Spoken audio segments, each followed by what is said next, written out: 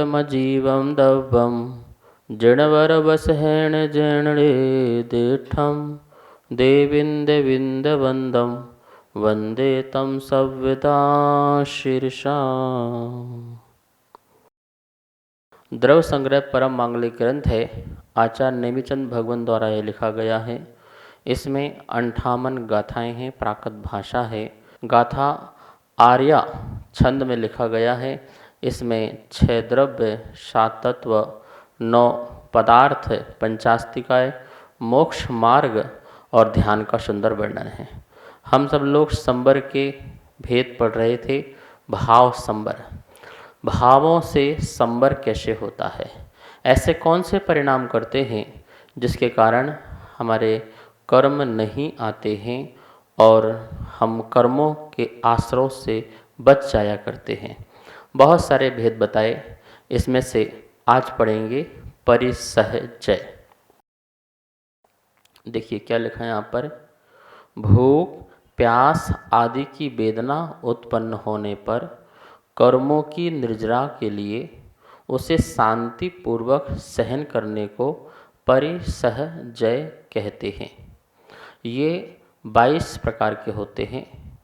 क्षुधा, पिपासा, शीत, उष्ण, दंश मशक, नाग्न, अरति, स्त्री, चर्या, निषद्धा, शय्या, आक्रोश, वध, याचना, अलाभ, रोग, तृण स्पर्श, मल, सत्कार, पुरस्कार, प्रज्ञा, अज्ञान व आदर्शन। ये 22 प्रकार के परिचय जो हैं मुनिराजों के उत्तर मूल गुण में होते हैं। 2 प्रकार के गुण होते हैं, एक मूल गुण और दूसरे उत्तर गुण। मूल गुण जो उनकी नींव है, मूल मतलब जड़ है, जिसके बिना, जैसे जड़ के बिना पेड़ नहीं रह सकता है, जैसे नींव के बिना मकान टिक नहीं सकता है, ऐसे ही जिन गुणों के बिना मुनिराज नहीं कहला सकते हैं, वो उनके अंदर साधुत्वपना नहीं हो सकता है, वह मूल कहलाते हैं। ऐसे गुण मूल गुण कहलाते हैं।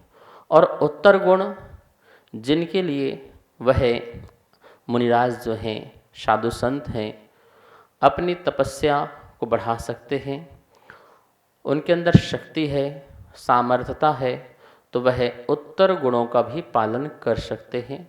और जो उत्तर गुणों का पालन करते हैं वे तपस्वी मुनिराज कहलाया करते हैं। मूल गुणों का पालन करने वाले सामान्य साधवः, सामान्य साधु होते हैं, लेकिन जो उत्तर गुणों का भी पालन करते हैं वो महान संत होते हैं, तपस्वी संत होते हैं। और उनका संसार जो है बिल्कुल जो है अति न होकर के बहुत सन्निकट हो जाता है, अर्थात मोक्ष जो है वह उनको जल्दी से प्राप्त होता है, वो निकट भव जीव हो जाते हैं। ऐसे महामुनिराज हुआ करते हैं। उत्तर गुणों में ये 22 जो प्रकार के परिचय कहे गए हैं, परिचय और जय 2 शब्द इसमें लगे हुए हैं। परिचय का मतलब होता है सहना। सहना का नाम जो है मात्र निर्जरा या संबर का कारण नहीं है। सहना तो आप भी सहन करते हो। भूख नहीं, भोजन नहीं मिलता है तो उस भूख को आप भी सहन करते हो। पानी नहीं मिलता है तो उस प्यास को आप भी सहन करते हो। तो क्या आपका जो है परिचय जय हो गया? नहीं।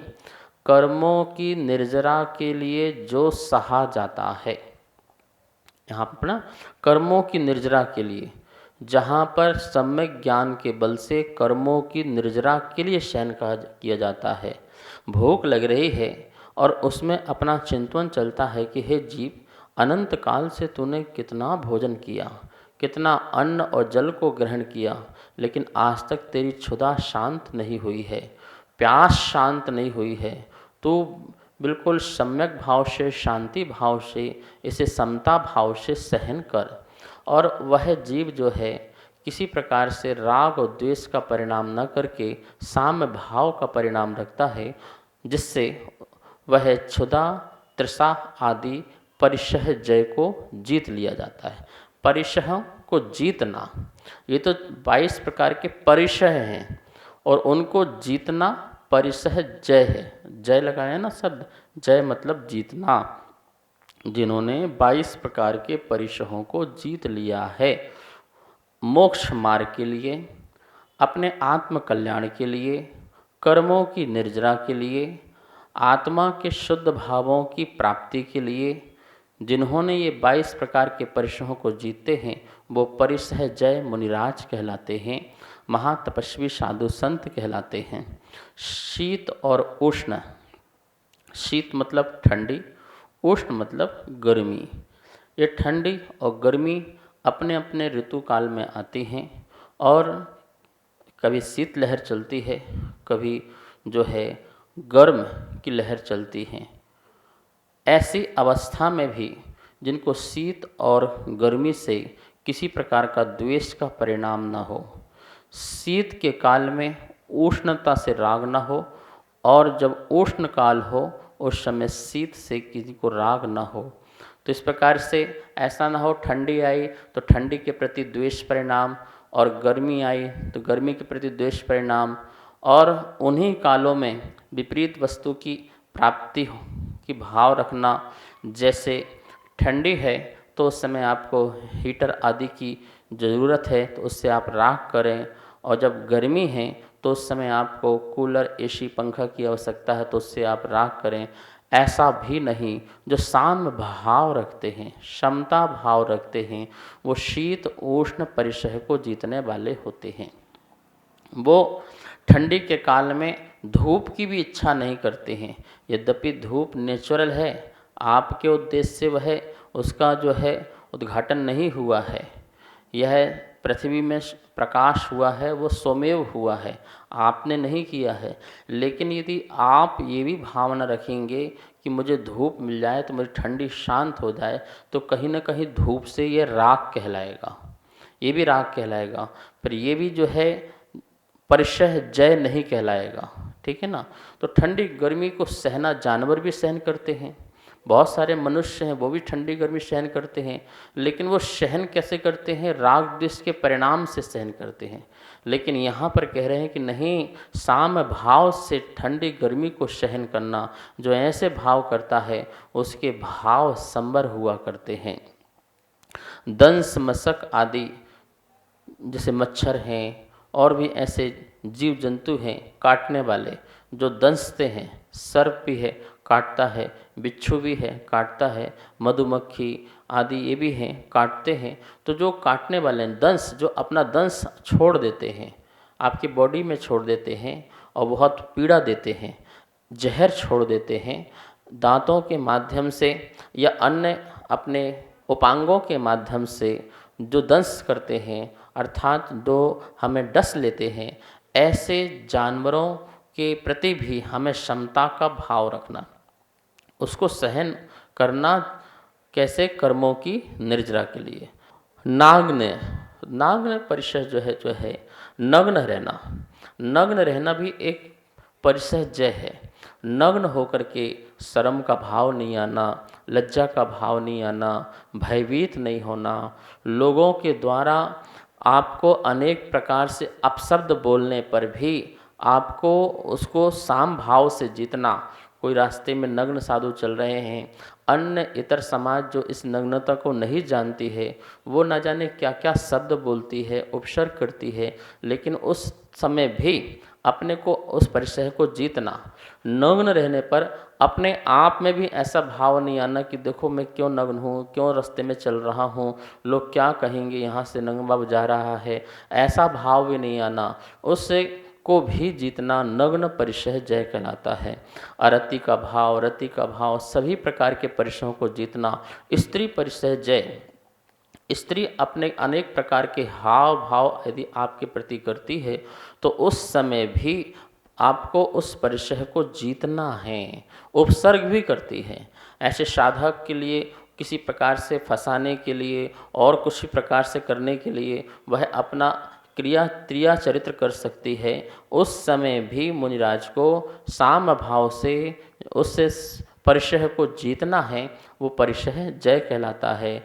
चर्या परिशह, चलते समय का परिचय है, कितनी दूर दूर तक जाना पड़ता है, मुनिराज को पैदल चलना पड़ता है, कोई गाड़ी घोड़ा में नहीं जाते हैं, कोई वाहन का उपयोग नहीं करते हैं, पैदल ही पैदल उनकी चर्या होती है। तो खेद खिन्न नहीं होना, कितना चलना भैया, और कितना चलाओगे, और कितना रह गया है, और मैं क्या चलता ही रहूँगा, मुझे और कोई काम नहीं है। इस प्रकार से अपने मन में ऐसे खेद खिन्न के भाव लाना, ये परिचय नहीं कहलाएगा। प्रसन्न भाव से रहना कि ठीक है, मुझे प्रभु की वंदना करने या गुरु की वंदना करने या धर्म की प्रभावना के उद्देश्य से जाना है, और वहाँ भी मुझे धर्म की प्रभावना, आत्म प्रभावना करना है, ऐसा भाव रख करके हम चलते हैं तो हमारा वो परिचय जय कहलाता है।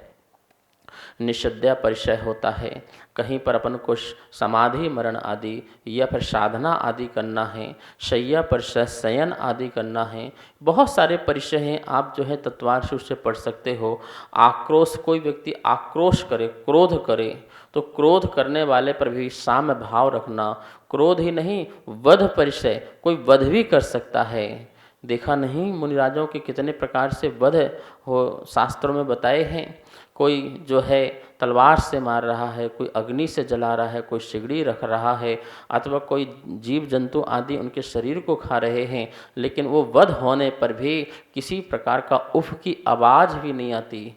जिन 500 साधुओं को घानी में पेल दिया गया, 700 मुनिराजों को अग्नि में डाल दिया गया, लेकिन फिर भी उनके मन में किसी प्रकार का किसी से द्वेष के परिणाम प्रकट नहीं हुए, और साम्य भाव से उन्होंने उस परिचय को जीता। ये है बद्ध परिचय।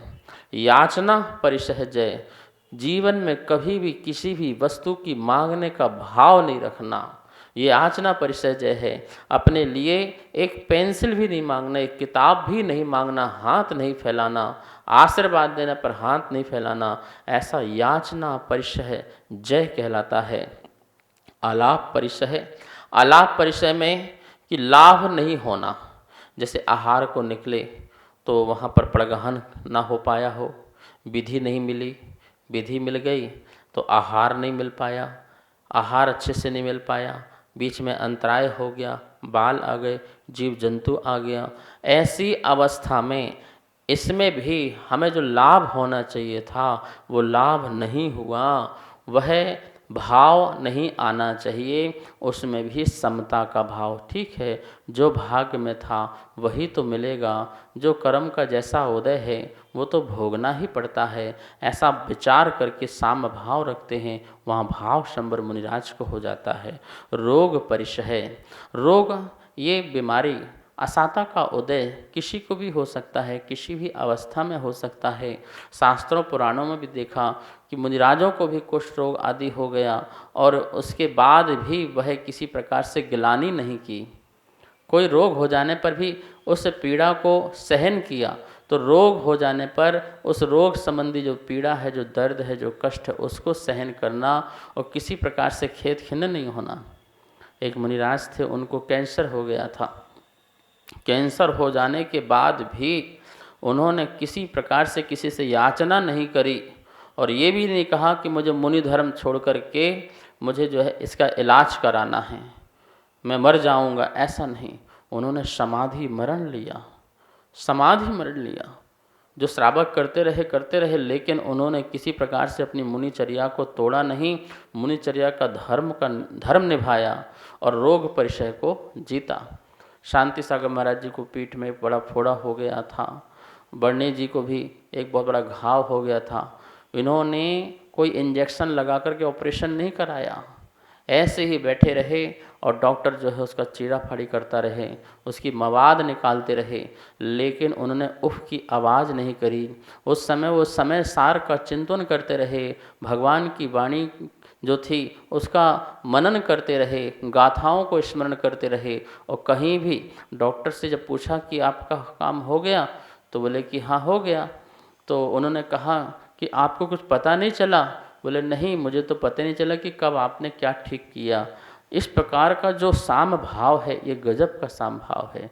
यही रोग परिचय आदि को सहन करना। थोड़े थोड़े से रोग में हम रोने पीटने लग जाते हैं, ऐसा नहीं। मुनिराजों को याद करो कि उनको कितना रोग होता है, तो कितनी शांति भाव से। आप देखते नहीं हो, मुनिराज भी बीमार पड़ जाते हैं, कभी बुखार आ जाता है, कभी सर्दी जुकाम हो जाता है, फीवर हो जाता है, बीमारियां हो जाती हैं, लेकिन उस समय भी उनके चेहरे में मुस्कान रहती है, आनंद रहती है, प्रसन्नता रहती है। क्यों? क्योंकि वो उन रोगों को जीतते हैं। कोई बात नहीं, कर्म उदय में आया है, आसाता का आया है और चला जाएगा। और भी तृण स्पर्श नाम का जो परिचय है, कांटे आदि लग जाते हैं, पैर में कांटे लग जाते हैं, आँखों में जो है किसी प्रकार से कुछ चीज़ चली गई, तृण आदि चला गया, इन सब के स्पर्श हो जाने पर भी वो उस दर्द को सहन करते हैं और किसी प्रकार से जो है अब उनमें परिणाम अपने जो है द्वेष के परिणाम को लेकर के नहीं आते हैं। मल परिसहज है। शरीर में मुनिराज के देखो मल लग जाता है, स्नान नहीं करते हैं, धूल है, मिट्टी है आदि बहुत उड़ती है, तो शरीर में परत लगती जाती है और बहुत सारा मल लग जाए तो उसको देख कर के वो गिलानी नहीं करते हैं कि देखो कितना मल लग गया मेरे शरीर में। जब उन्होंने शरीर ही अपना नहीं माना तो उस मल से क्या द्वेष के परिणाम करेंगे। तो किसी प्रकार का उस मल हो लग जाने पर भी शरीर में उस मल को वो दूर नहीं करते हैं और दूर करने के भाव भी नहीं रखते हैं। इस प्रकार राग द्वेष के परिणाम को छोड़ करके साम्य भाव रखते हैं। सत्कार और पुरस्कार, कभी सत्कार मिलता है, कभी पुरस्कार मिलता है, कभी नहीं मिलता है, तो इनमें भी जो है साम्य भाव रखते हैं। ऐसा नहीं बहुत सम्मान हो रहा है, बहुत ही शिष्यों की प्राप्ति हो रही है, पुस्तकें शास्त्र आदि की प्राप्ति हो रही है और उसमें घमंड करें, नहीं, उसमें भी साम्य भाव, सत्कार में भी और पुरस्कार में भी। प्रज्ञा अज्ञान में भी, प्रज्ञा बहुत ज्ञान है तो घमंड करूं ऐसा नहीं, अज्ञान है तो अपने आप में हीन भाव रखूं कि देखो मुझे तो ज्ञान ही नहीं है, मुझे तो याद ही नहीं होता है, ऐसा भी नहीं, कोई भाव नहीं। इस प्रकार से आदर्शन भाव आदि इन सभी में इस 22 प्रकार के परिचयों को जीतने वाले महामुनिराज परिचय जय मुनिराज कहलाते हैं। उनका भाव संवर हुआ करता है। और विशेष विषय चारित्र संबंधी जो भाव समर की बातें हैं वो कल करेंगे, समय हो चुका है। आइए माँ जिनवाणी की स्तुति करते हैं। वाणी के ज्ञान ते सूझे लोकालोक, सो वाणी मस्तक नमो, सदा देत हूँ धोक, सदा देत हूँ धोक। सबको बहुत बहुत मंगल आशीर्वाद।